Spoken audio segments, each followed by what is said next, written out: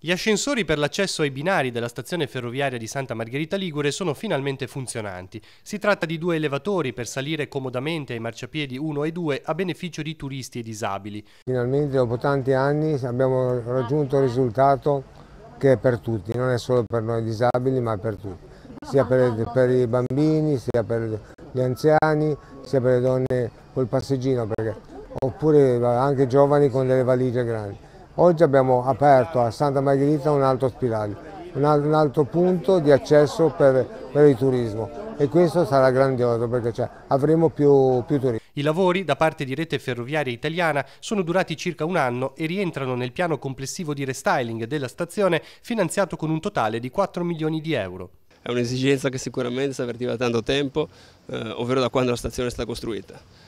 Credo che adesso abbiamo molto spinto verso le Ferrovie dello Stato per trovare un accordo, perché Santa Margherita, che ha conquistato nel 2014 la bandiera lilla e nel 2015 la bandiera blu, sta cercando di dedicare molta attenzione all'accoglienza e al miglioramento dei servizi per offrire una qualità, uno standard di qualità elevata.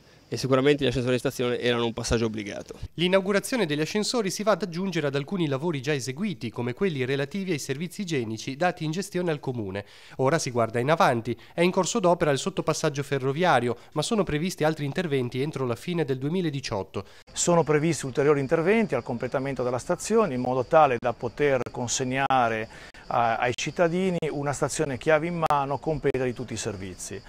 Quindi saranno avviati a breve i lavori di restyling del fabbricato viaggiatori e anche i lavori di rifacimento marciapiedi del primo e del secondo binario.